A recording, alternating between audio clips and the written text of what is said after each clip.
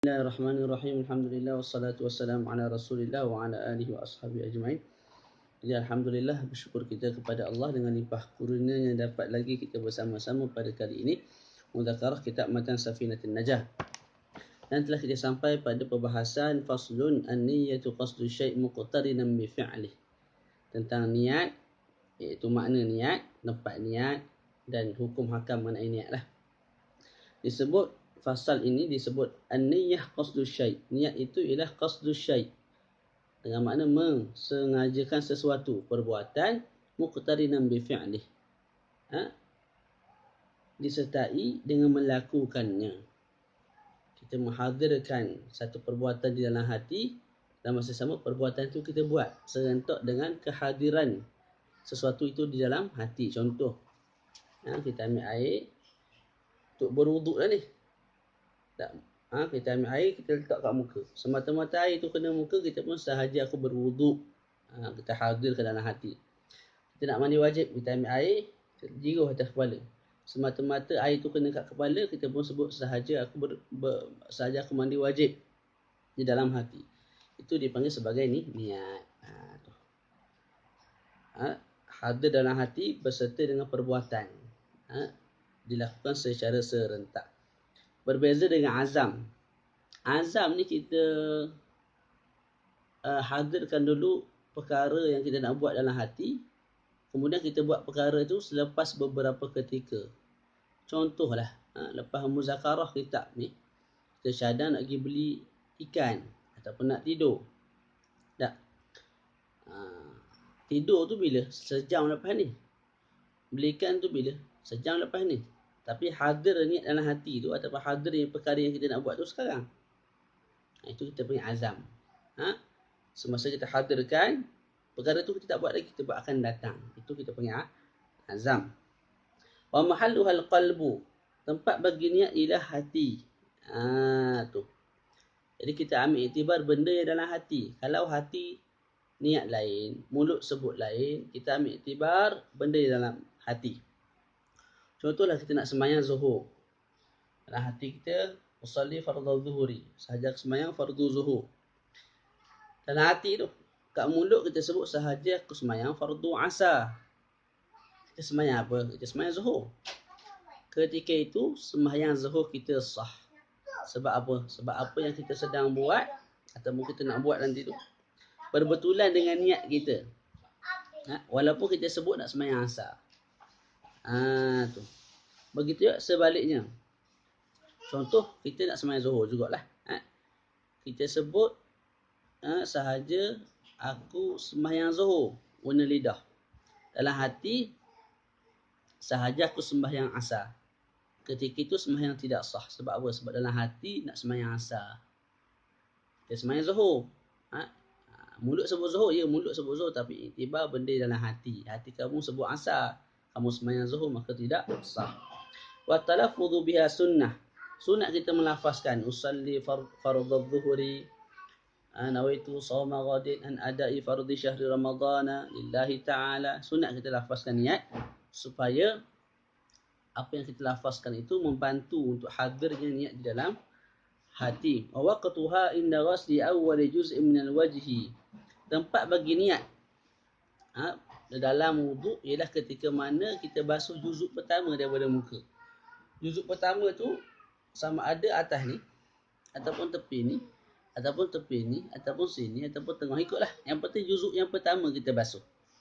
Ketika itu kita kena niat. Contoh, saya ambil air, saya letak tepi ni dulu. Semata-mata kena air kat sini, saya pun sahaja aku berwuduk. Ataupun letak sini dulu air. Bila air kena, kita sebut sahaja aku berwuduk.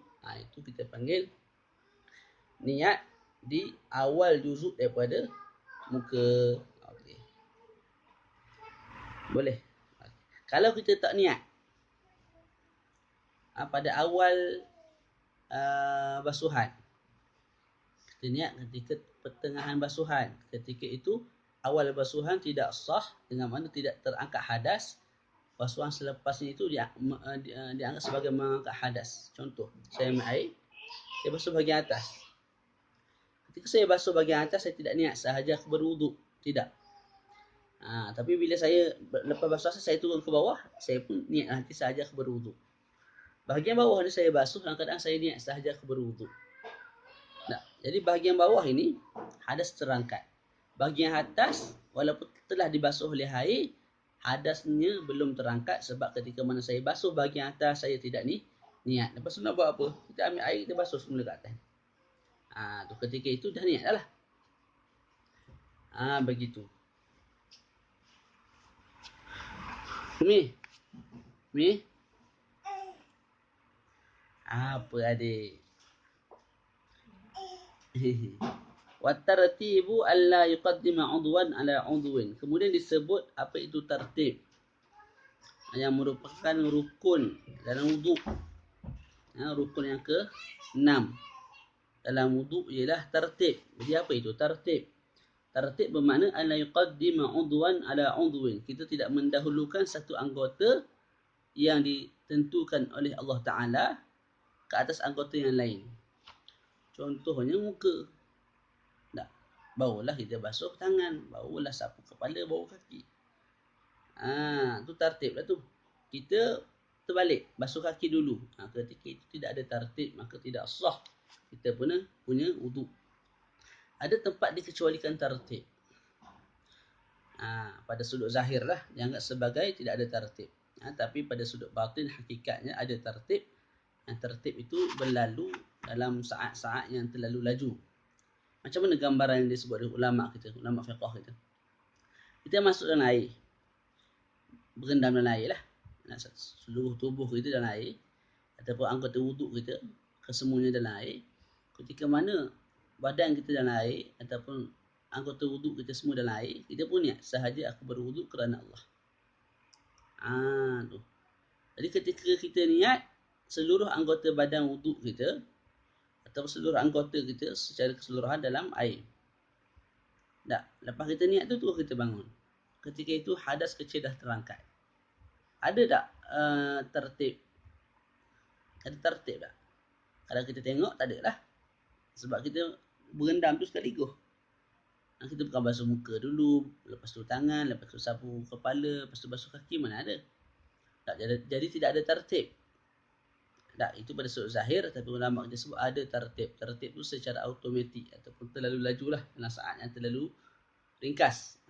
Kita berendam, kita niat tu dah automatik muka, tangan, kepala, kaki. Tu sah, tidak ada masalah. Yang penting semua anggota badan duduk di dalam air. Lepas tu baru kita niat. Ataupun anggota wuduk dalam air, lepas tu barulah kita niat. Selesai di situ. Perbahasan yang baru membincangkan mengenai air, hukum hakam air. Tu. Baca faslun. Satu fasal yang baru. Al-ma'u qalilun wa kathir, fal qalilu ma dunal kullataini wal kathiru kullatani fa aktharu.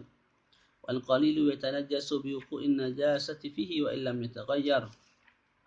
Wal ma'ul kathiru la yatanajjasu illa idza taghayyara ta'muhu aw launuhu aw rihuhu. Ini fasal yang baru yang membincangkan hukum hakam air, ataupun perbahagian air. Disebut dalam kitab kita ni, ataupun sebelum kita masuk apa yang disebut dalam kitab, kita sebut dulu makna air. Apa itu air? Air ialah jawharun, satu jawhar, satu benda lah. Tu. Jawhar ni lawan kepada arad. Contoh muka saya ni, jawhar ni kita boleh pegang ni. Lepas tu hitam, putih, handsome, tak handsome, itu panggil arad. Jawhar ni perkara yang kita boleh sentuh, kita boleh tengok. Kita boleh sentuh lah, contoh macam air, macam muka. Tu jawharun. Latif ni lembut, dia bukan kasar macam batu.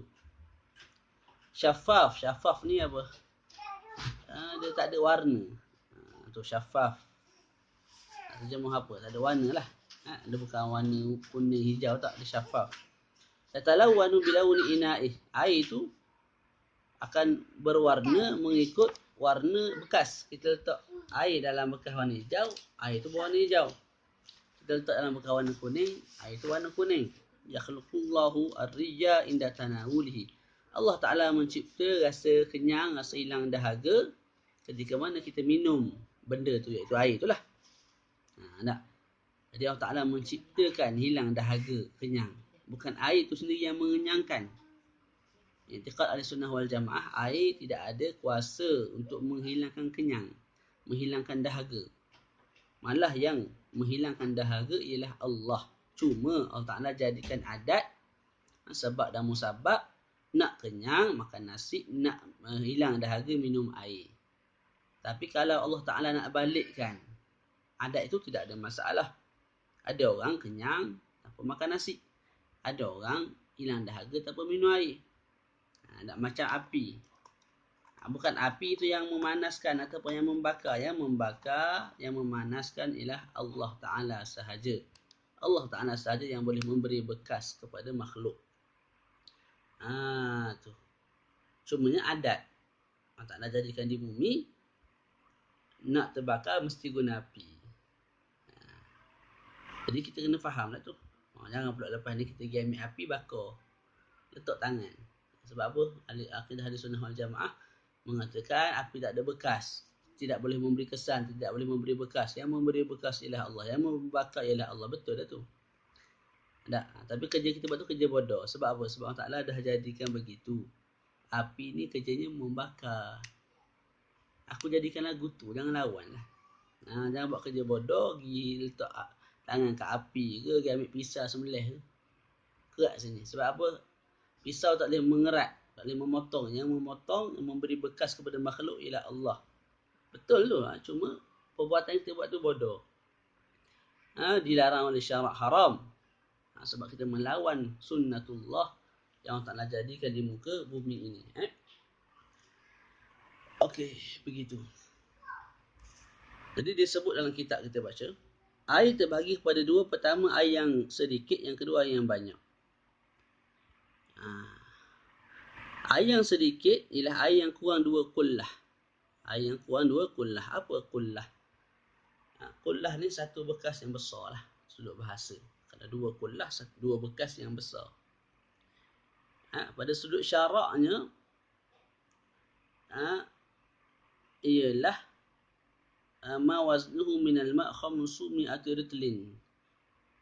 Beratnya ialah, cukup 2 kullah tu ialah 500 ritel Baghdadi. 500 ritel air. Dengan timbangan Baghdad. Lebih kurang lagu tu lah. Lebih kurang 500. Tu. Itu zaman ataupun bahasa lama, ataupun bahasa ikut misahah ataupun kadar zaman sebelum ni. Adapun zaman sekarang kita ikut liter. Dalam Taqirat As-Sadidah sebut 217. Dalam kitab Safinatun Najah, Irsyadus Sarrah apa nama tu, itu dia sebut 200 liter. Tu 2 kullah. Khilaf lah sesama ulama' muasirin. Jadi 217 lah kita ambil. Itu dianggap sebagai 2 kullah. 2 kullah. Jadi air yang sedikit lah air yang kurang daripada 2 kullah. 200 liter, 150 liter, itu air yang sedikit. Okey. Kiraan pada sudut misahah pula. Misahah ni ruang lingkup. Kadar. Berapa 2 kullah? Jadi kita sebut pada sudut liter 217 liter. Itu 2 kullah. Kalau kita letak dalam bekas petok pula, macam kolah contoh tak, ketika itu dikatakan sebagai 2 kullah, mesti zira' rub'un bi zira'il yad al-mu'tadilah tulan wa ardan wa umqan. Kalau bentuk seperti kolah, 4 segi lah. Tak, ketika itu nak cukup 2 kullah, mestilah panjangnya, lebarnya, kedalamannya satu hasta 1/4. Begitu. Jadi satu hasta 1/4 tinggi, satu hasta 1/4 lebar, satu hasta 1/4 kedalaman, itu dianggap sebagai cukup 2 kullah. Kalau bekas itu berbentuk petok. Kalau bekas itu berbentuk bulat seperti perigi, tondram dan sebagainya. 2 kullah ialah zira'an wa nusfun umqan. Kedalaman ialah 2 zira', 2 hasta. Hasta ni lah satu hujung ni. Apa ke jari ni, 2 hasta. Itu 1 hasta. 2 hasta 2 kali. 2 hasta setengah. Sudut kedalaman.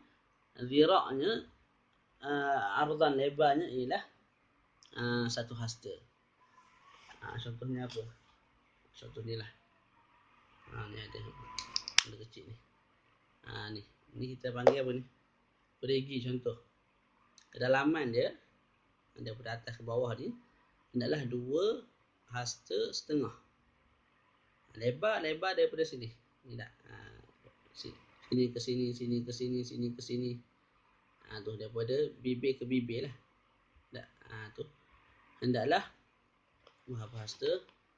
1 hasta. Tu. Maka cukuplah 2 kullah. Okey. Jadi air yang sedikit ialah air yang kurang daripada 2 kullah. Kurang daripada 217 liter. Okey. Hukum bagi air yang sedikit. Kita sebut dah air sedikit itu apa? Air yang kurang 2 kullah apa hukumnya? Wal qalilu yatanajjasu biwuqu'in najasati fihi wa illam yataghayyar. Air yang sedikit itu akan menjadi najis dengan semata-mata masuk najis ke dalamnya, sekalipun tidak mengubah sifat air. Itu. Air yang sedikit ialah, air yang sedikit hukumnya ialah menjadi najis dengan semata-mata masuk najis ke dalamnya, sekalipun tidak mengubah sifat air. Sifat air 3. Warna, bau dan rasa. 3 tu. Boleh. Jadi kita ada 1 bekas dalam baldi. Kurang 2 kullah. Masuklah air. Contohlah. Air kencing banyak ni tak. Masuk dalam tu. Terus bekas tu menjadi najis. Sekalipun tidak mengubah rasa air, bau air, warna air. Maknanya warna air tak menjadi warna air kencing. Bau tidak menjadi bau air kencing. Rasa tak jadi rasa air kencing. Sekalipun tidak mengubah rasa-rasa air apa semua tu, tetap air itu dianggap sebagai najis. Itu hukum bagi air yang sedikit. Boleh. Jadi hukum air yang sedikit ialah menjadi najis dengan semata-mata kena najis, sekalipun tidak mengubah 3 sifat air. Itu pun bermakna kalau menjadi najis itu, dengan semata-mata masuk najis itu, hendaklah disyaratkan dengan najis yang masuk ke dalam air itu najis yang tidak dimaafkan oleh syarak. Kalau masuk najis yang dimaafkan oleh syarak, maka tidak menjadi najis. Begitu juga air itu tidak warid. Dia tidak jatuh ke atas najis, malah najis yang jatuh ke dalam air. Peninglah semula. Air yang sedikit akan menjadi najis dengan semata-mata kena najis, sekalipun tidak mengubah sifat air, dengan 2 syarat. Begitu. Pertama, najis yang masuk hendaklah najis yang tidak dimaafkan oleh syarak. Kalau najis yang masuk itu dimaafkan oleh syarak, maka air tidak menjadi najis. Yang kedua, hendaklah najis masuk ke dalam air. Mana ada air, kita ambil najis, kita buang najis itu ke dalam air. Jadi najis masuk ke dalam air. Ketika itu, air menjadi najis. Kalau air itu yang kena najis, itu belum tentu akan menajiskan air. Boleh jadi, bila mana air yang kena najis, air yang hinggap ke atas najis, boleh jadi air itu tidak menjadi najis. Dia bersih tapi tak boleh buat berwuduk, tak boleh mandi wajib. Tapi dia bersih, tidak menjadi najis. Okay. Jadi nak jadi air yang sedikit itu najis dengan semata-mata kena najis, disyaratkan 2 syarat. Pertama, hendaklah najis itu tidak dimaafkan oleh syarak. Okay. Kalau najis itu dimaafkan oleh syarak, maka tidak ada masalah. Air itu tidak menjadi najis walaupun sedikit. Contoh, masuk ke dalam air yang sedikit, masuk ke dalam air yang sedikit, najis yang tak boleh dikenal pasti, tak boleh dilihat oleh mata kasar biasa. Tu. Ha? Contohnya setitik air kencing. Yang sikit sangat lah. Bukan setitik banyak. Tak setitik sikit sangat. Yang tak boleh dilihat oleh mata kasar. Nak tengok tu mesti guna kantar pembesar baru nampak. Jadi sikit sangat masuk. Air kencing. Sama ada air kencing manusia, air kencing babi, anjing. Masuk ke dalam air yang sedikit. Tak, ketika itu air itu tidak menjadi najis. Sebab apa? Najis yang masuk itu najis yang dimaaf oleh syarak. Okay. Imam Ibn Hajar berbeza sikit lah dari Imam Ramli. Imam Ibn Hajar sebut kalau air yang masuk tu daripada air kencing babi ataupun anjing, ketika itu menajiskan air. Sekalipun air yang masuk itu sedikit sangat. Yang saya sebut mula-mula tadi tu pendapat Imam Ramli. Sekalipun air kencing tu air kencing babi ataupun anjing, kalau masuk terlalu sedikit dengan mana tak boleh dilihat oleh mata kasar kerana terlalu sedikit, ketika itu tidak menajiskan air tersebut, air yang sikit tu. Okey. Najis yang kedua jadi maaf oleh syarak, dengan mana kalau masuk ke dalam air maka air itu tidak menjadi najis, ialah al-maitati allati wa kal maitati allati la dama laha sa'ilun inda syaqi udwin minha fi hayatiha. Bangkai yang tidak ada darah mengalir baginya ketika mana kita cabut anggota badannya ketika mana dia hidup. Tu. Kalau masuk dalam air tidak menajiskan air. Contoh lalat. Bangkai lalat. Tak. Bangkai lalat. Kalau bangkai tu hidup, kita kerat dia punya anggota badan, cabut kepok ke, kerat belakang dia tu, bahagian punggung dia tu ke. Tak. Tu. Mengalir darah tak? Tidak mengalir darah. Tak. Ketika itu kalau lalat itu masuk ke dalam air yang sedikit, maka air itu kekal bersih. Contoh lain kumbang. Kumbang juga bangkai yang tidak ada darah mengalir baginya. Ketika mana dia hidup, kita cabut anggota tubuh badan dia. Kaki, tangan dia, perut dia. Contohlah. Tak. Hidung dia, telinga dia.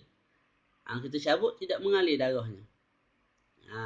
Kalau dia mati dan termasuk ke dalam air, walaupun air sedikit, maka tidak menajiskan air tersebut. Okay. Kesimpulannya, bangkai yang tidak ada darah mengalir akan dianggap sebagai najis yang dimaaf oleh syarak, dengan mana kalau masuk dalam air tidak menajiskan air dengan beberapa syarat. Yang pertama, dia tidak mengubah sifat air. Contohlah lalat tu ada 1000 ekor. Bila masuk dalam air yang hanya 100 liter, contoh tak 200 liter, akhir sekali menyebabkan bau lalat, bau najis lah. Ketika itu najis sebab dah mengubah bau air ataupun warna air ataupun rasa air, dah jadi rasa lalat. Ketika itu najis. Jadi tidaklah najis itu tidak mengubah sifat air. Yang kedua, hendaklah tidak dibaling dengan sengaja selepas daripada dia mati. Maknanya ada lalat 2-3 ekor, kita ambil, sengaja kita balik dalam kolah. Ketika itu kolah tu jadi najis. Najis. Tu. Bukan kolah. Kita sebut apa tadi?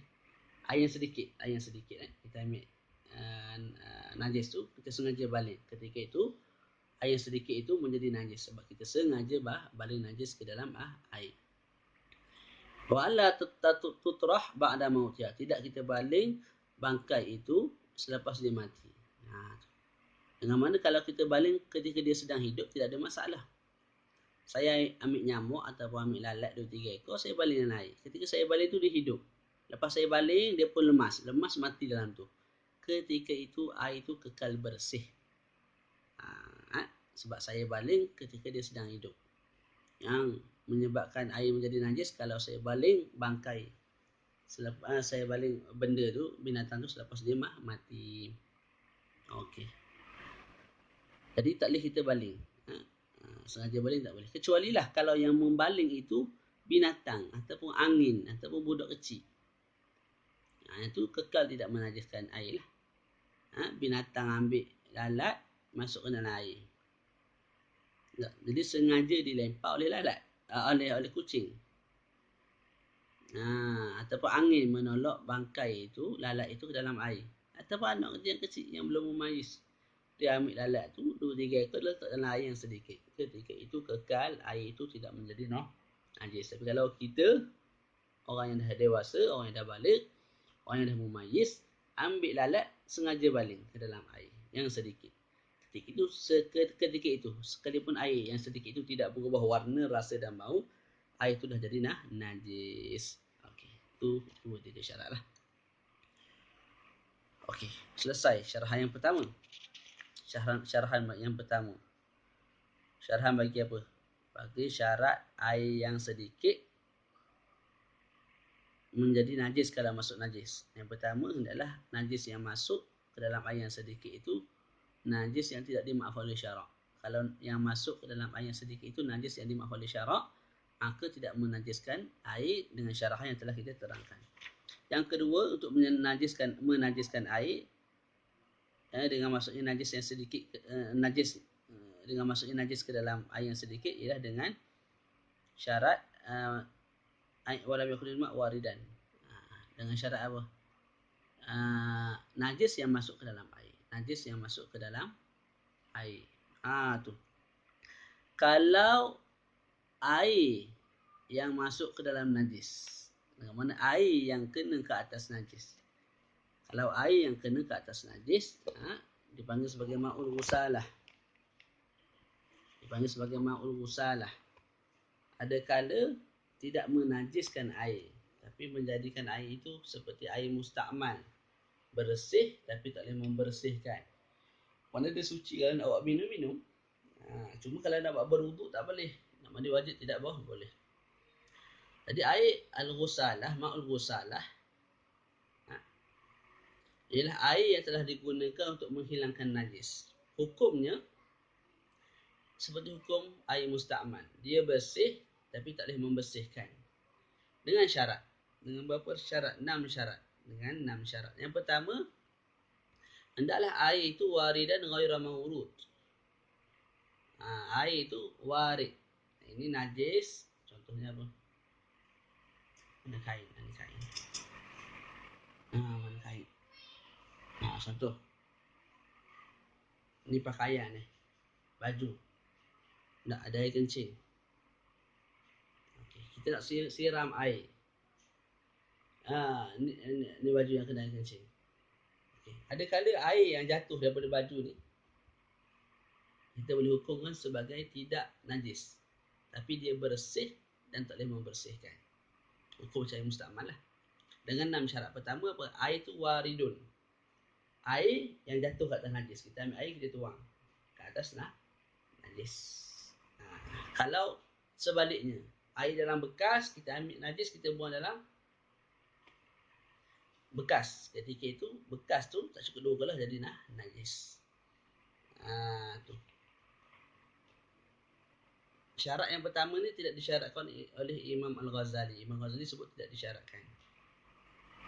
Maknanya di sisi Imam Al-Ghazali, jadi air al-ghusalah, tahirun fi nafsi, ghairu mutahirin li ghairihi, tidak disyaratkan air itu yang jatuh ke atas najis. Malah kalau sebaliknya pun, kekal air itu bersih tapi tak boleh membersihkan kerana cukup syarat-syarat yang lain lah. Okey. Berkaitan dengan syarat yang pertama, disebut oleh ulama kita masalah menggunakan mesin basuh. Menggunakan mesin basuh. Okey. Ada 2. Pertama, mesin basuh elektronik. Yang kedua, mesin basuh yang biasa lah. Yang bukan elektronik. Yang bukan automatik. Kalau yang elektronik, yang automatik, itu tidak ada masalah. Itu confirm baju yang kita basuh bersih. Sebab sistem menggunakan mesin elektronik ni, pertama kita letak baju, lepas tu air jatuh. Lepas tu dia mesin, nak bersih apa semua tu. Lepas tu dia akan bilas dengan air yang bersih. Jadi, sekalipun contohlah baju kita tu ada najis, air kencing, ada tahi, contoh kita letak dalam mesin. Bila masuk air akan jadi najis sebab kena najis yang ada pada baju kita. Tapi lepas tu dibuang air tu, lepas tu dibilas dengan air bersih. Lepas tu dibuang pula, dibilas pula dengan air bersih. Jadi sistem tu menyebabkan pakaian kita keluar dalam keadaan bersih, tidak ada najis. Itu tidak ada masalah. Itu ittifaq mengatakan tidak ada masalah bersih. Jadi nak mudah beli yang automatik lah. Cuma harga dia berbalik je lah. Yang kedua, kita panggil Allahumma salli ala sayyidina Muhammad. Apa tu? Allahumma salli ala sayyidina Muhammad. Mesin basuh biasa, mesin basuh adiyah biasalah. Ketika itu cara nak basuh macam mana? Ada 2-3 cara. Pertama, kita baju-baju kita yang bernajis, contoh ada tahi, ada air kencing, kita bilas dulu kat luar.